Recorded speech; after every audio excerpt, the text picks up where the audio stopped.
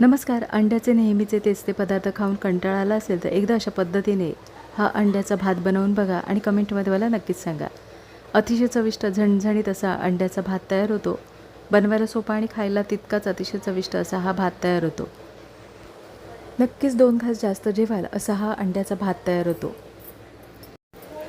अंड्याचा भात बनवण्यासाठी एका कढईमध्ये फोडणीपुरतं तेल गरम करून घेणार आहोत.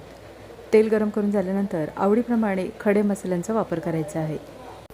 पातळ उभा चिरून घेतलेले इथे मी 2 कांद्यांचा वापर करणार आहे. कांदा पातळ चिरून घ्यायचा म्हणजे पटकन तळला जातो. तर इथे आपण आता लालसर होईपर्यंत कांदा परतून घेणार आहोत.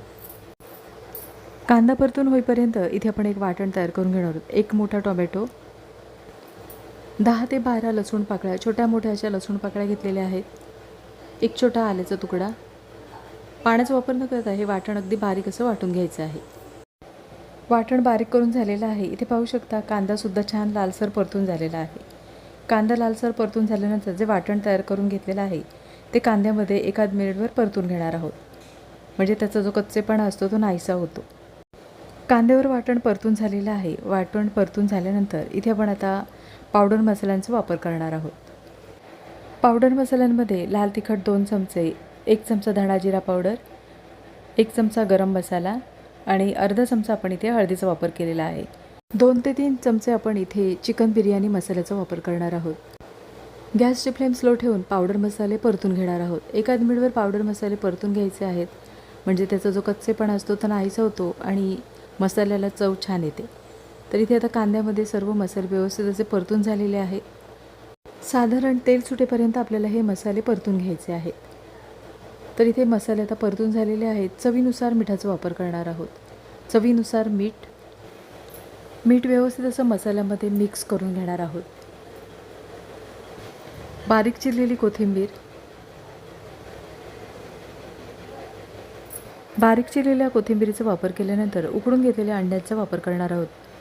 अंडी आपण चिरून घेतली आहेत. अशा पद्धतीने चिरून घ्यायची आहे म्हणजे आतमध्ये मसाला छान मुरला जातो. तर एकाच मिनिटभर आपल्याला अंडी आता मसाल्यामध्ये परतून घ्यायची आहे.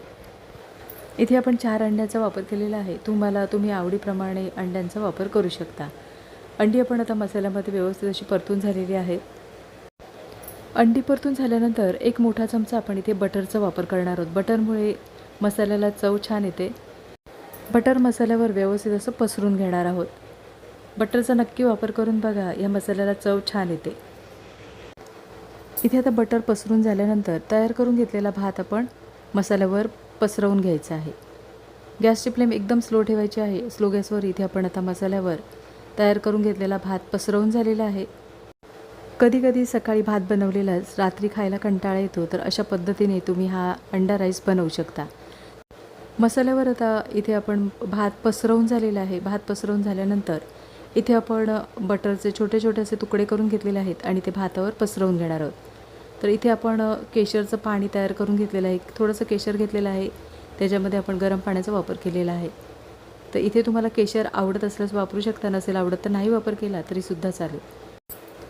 केशरचं पाण्याचा वापर केल्यानंतर बारीक चिरलेली कोथिंबीर आणि पुदिन्याचा वापर केलेला आहे. पुदिना आणि कोथिंबीर सर्व पसरून झाल्यानंतर इथे आपण आता झाकण ठेवून 5 ते 6 मिनटासाठी भाताला छान एक वाफ येऊ द्यायची आहे. तर झाकणाला एक छोटा होल आहे, त्याच्यामुळे इथे मी एक छोटा पेल्याचा वापर करणार आहे. म्हणजे वाफ जाणार नाही याच्यासाठी आपल्याला इथे पेल्याचा वापर करायचा आहे. 5 ते 6 मिनटं झालेली आहेत. भाताला छान एक वाफ आलेली आहे. झाकण काढून इथे पाहू शकता मस्त झणझणीत असा अंड्याचा भात तयार करून झालेला आहे. एकदा आपण ढवळून घेणार आहोत. शिल्लक राहिलेल्या भातापासून असा अंडा राईस बनवू शकता. अतिशय चविष्ट झणझणीत चमचमीत असा हा अंडा राईस तयार होतो.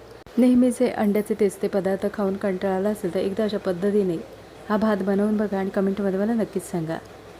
इथे आपण तयार करून घेतलेला भात एका डिशमध्ये काढून घेणार आहोत. आजची रेसिपी आवडली असेल आणि चॅनलवर नवीन असला तर चॅनलला सबस्क्राईब करा आणि व्हिडिओ आवडला असेल तर लाईक शेअर करा.